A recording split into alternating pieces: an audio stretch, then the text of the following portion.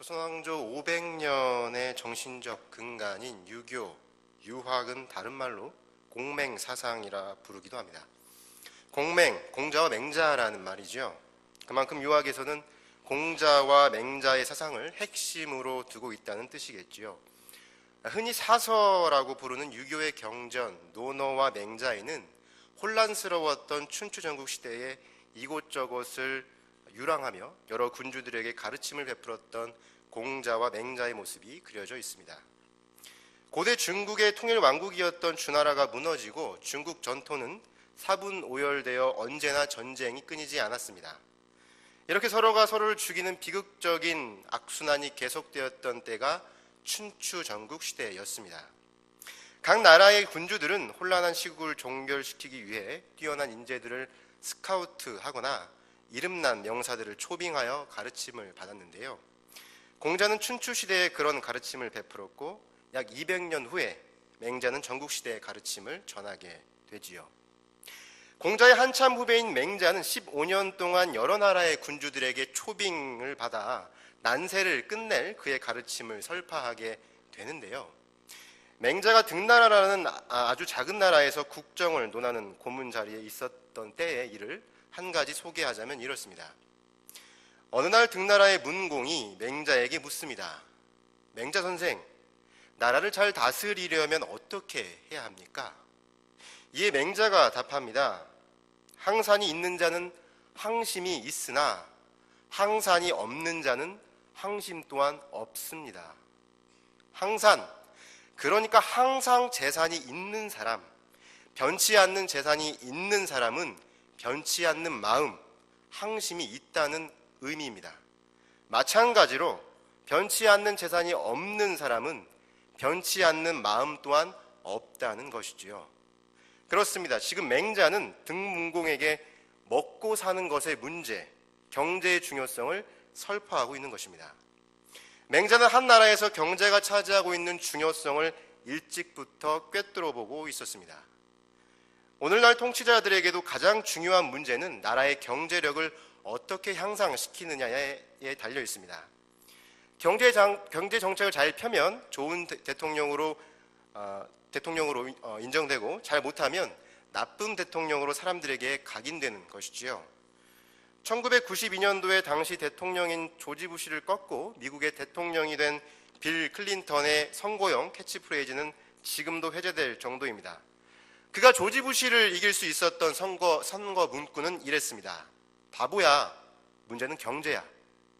클린턴은 자신이 부시보다 경제를 잘 할 수 있다는 것을 내세웠고 그것으로 대통령이 되었습니다. 그리고 실제로 클린턴 때의 미국은 경제적으로 대호황을 누렸습니다. 비록 그가 통치 말년에 불미스러운 스캔들에 휘말리긴 했지만 지금도 미국 사람들은 클린턴 시절의 대호황을 그리워합니다. 항산이 없으면 항심이 없다는 맹자의 말을 오늘날 우리는 너무나 생생하게 경험하고 있습니다. 경제력을 상실한 인간의 마음은 각박하고 이기적으로 변해간다는 사실을 이미 목도하고 있지요. 현재 극우화되고 있는 유럽과 미국의 현실을 보십시오.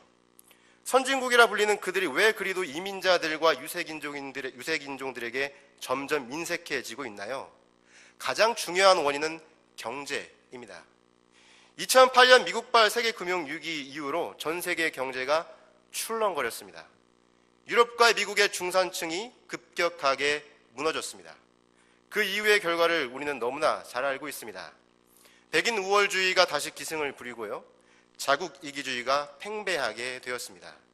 경제가 무너지자 민심은 각박해지고 사람들의 도덕심은 날로 추락하고 있습니다. 항산이 없으면 항심이 없지만 신앙심 또한 흔들리거나 사라질 수 있습니다. 우리는 이러한 예를 성경에서 무수하게 찾아볼 수 있습니다. 특히 출애굽한 이집트를 탈출한 이스라엘 백성들의 모습에서 명백하게 발견할 수 있습니다. 이집트에서 노예 생활을 하던 이스라엘 백성들은 모세의 인도로 홍해를 건너고 파라오의 압제로부터 해방되었습니다. 출애굽기 19장에 따르면 이스라엘 백성들은 이집트에서 떠난 지 3개월 후에 시내산에 도착하게 됩니다. 잘 아시다시피 시내산에서 이스라엘 백성들은 십계명을 비롯한 여러 율법들을 하나님으로부터 받게 되고 하나님께서 임재하실 성막을 완성하고 또 제사장을 세우고 첫 예배를 드리게 됩니다. 이런 사건들은 총 1년에 걸쳐 일어나게 되지요. 출애굽기 19장부터 민수기 10장 10절까지는 시내산에서의 1년을 그려내고 있습니다. 이후 이스라엘은 성막을 중심으로 각 지파가 진영을 갖추어 가나안 땅을 향한 여정을 시작하게 됩니다. 여기까지만 보면 이스라엘의 새로운 여정은 뭔가 분위기가 좋아 보입니다. 전보다 질서정연한 모습을 갖춘 것처럼 보이지요. 그러나 좋았던 분위기도 잠시 이스라엘 백성들은 돌변합니다. 민수기 11장 18절에 따르면 그들은 이집트에 있을 때가 우리에게 더 좋았다고 말합니다. 황당하게도 그들은 노예 생활을 그리워하고 있는 것이지요. 이집트에서의 노예 생활을 그리워한다는 것, 그것은 그들이 하나님을 만나기 전으로 돌아가고 싶어 한다는 아우성이었습니다. 이스라엘 백성들의 신앙은 흔들리고 있었습니다. 도대체 어떤 연유로 하나님을 향한 그들의 믿음은 흔들리고 있었던 것일까요? 앞서 말씀드렸듯이 항산이 없으면 항신도 없고 신앙심마저 사라질 수 있습니다. 이스라엘 백성들의 신앙을 흔들었던 원인 역시 항산, 그러니까 경제적인 문제, 먹고 사는 것의 문제였습니다. 물론 이 문제는 이스라엘 백성들의 첫 불평이 아니었습니다. 이미 출애굽기 16장에서 이스라엘 백성들은 먹는 문제로 하나님께 불만을 토로했습니다. 그때 하나님께서는 만나와 메추라기로 이스라엘 백성들을 배불리셨습니다. 그런데 어찌된 영문인지 민수기 11장 4절에서 이스라엘 민족에 섞여 사는 다른 인종들을 중심으로 고기를 먹는 문제가 다시 불거지고 말았습니다. 광야에서 이스라엘 백성들의 주식은 만나였습니다. 성경에서 만나는 갓씨와 같고 진주 모양이었다고 묘사합니다. 그 맛은 기름 섞은 과자 맛이었다고 하죠. 약간 우리나라의 환과 같다는 느낌이 들지요. 이스라엘 백성들이 만나를 처음 보았을 때 엄청 놀랐겠지요. 자고 일어나면 이슬처럼 만나가 맺혀 있고 그것이 사방에 널려 있었으니 부족함 없이 일가족이 함께 먹을 수 있었겠죠.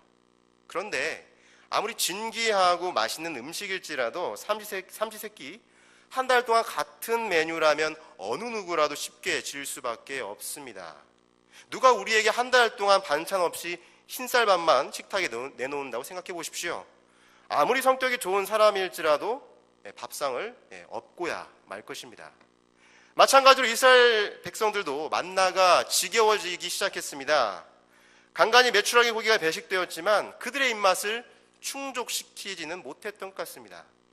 민수기 11장 5절에는 이스라엘 백성들의 하소연이 이렇게 기록되어 있습니다. 우리가 이집트에 있을 때는 값없이 생선과 오이와 참외와 부추와 파와 마늘을 먹었는데 이제는 주변에 먹을 것이 만나밖에 없구나. 분명 이스라엘 백성들은 눈앞에서 하나님의 놀라운 이적과 기사를 목도했습니다. 그들 앞에서 홍해가 갈라졌고 구름 기둥과 불 기둥이 밤낮으로 그들을 인도했으며 하늘에서는 만나가 내려왔습니다. 이스라엘 백성들은 정말 하나님이 살아계신 것을 몸소 체험했고 그들의 신앙심은 날로 고치되어 갔을 것입니다. 그런데 그들의 신앙을 하루아침에 무너뜨린 것은 고작 고기였습니다. 먹는 문제 앞에서 그들은 하나님을 부정하고 오히려 이집트의 노예 생활을 그리워하게 되었습니다. 그때 먹었던 고기와 채소의 맛을 다시 떠올리면서 말이지요. 이렇게 이스라엘 백성들이 먹는 문제로 이집트를 그리워하고 있을 때 이를 지켜보는 하나님과 모세는 자괴감에 빠지고 맙니다. 내가 이러려고 이스라엘 백성들을 이집트에서 탈출시켰나? 특히 모세의 자괴감, 실망감, 책임감은 그를 심하게 짓누르고 있었습니다. 더 이상 이스라엘을 이끌어갈 리더의 역할을 감당하기 어려웠습니다. 모세는 이러한 자신의 솔직한 심정을 하나님께 털어놓습니다. 이런 모세의 고민이 민수기 11장 11절에서 15절에 아주 잘 나와 있지요.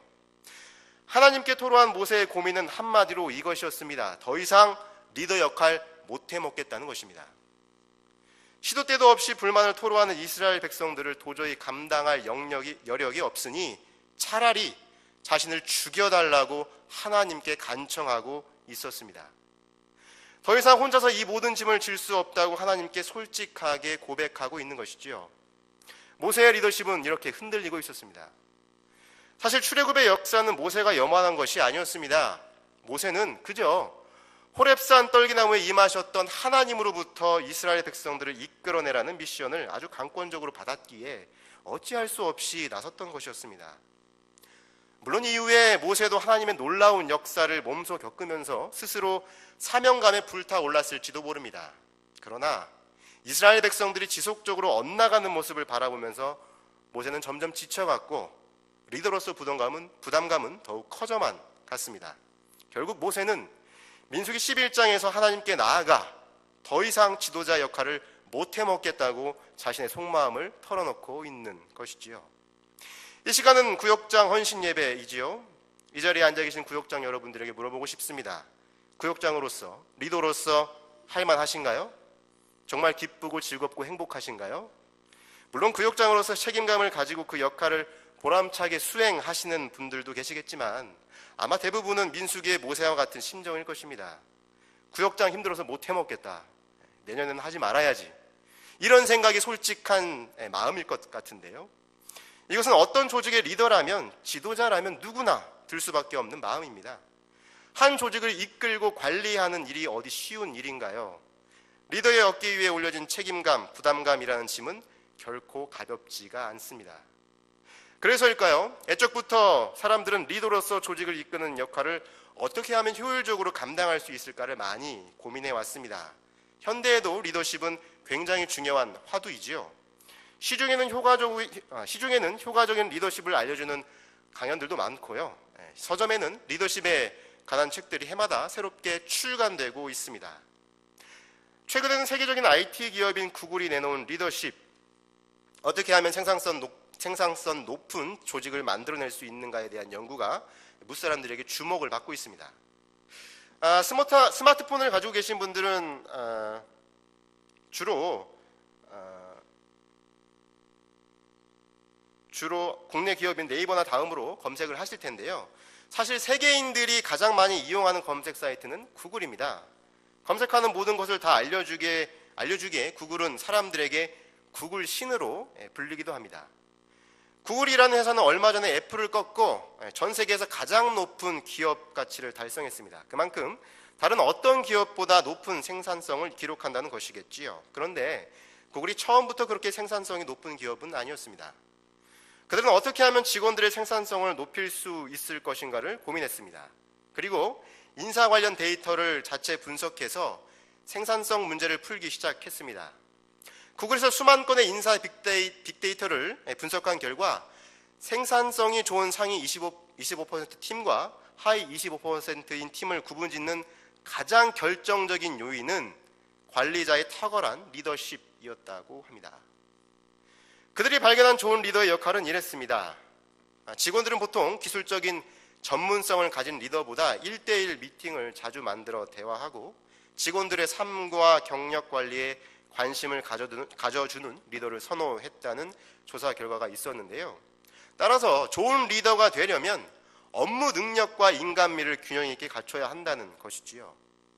이런 리더들이 있는 조직을 자세히 관찰해 보니 타인에 대한 배려와 사회적 감수성이 도드라졌다고 합니다.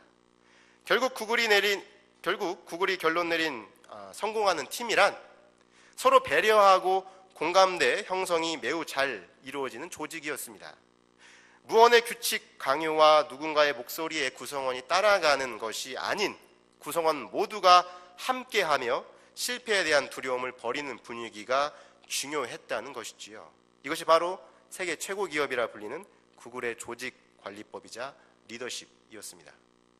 그렇다면 구글 신과는 비교도 할 수 없는 신이신 여호와 하나님께서는 흔들리는 모세의 리더십을 바라보시며 어떤 해결 방책을 내려주셨을까요? 구글처럼 리더로서 모세의 역량을 강화하기 위해 이스라엘 백성들과 소통하고 그들과 공감할 수 있는 비책을 알려주셨을까요?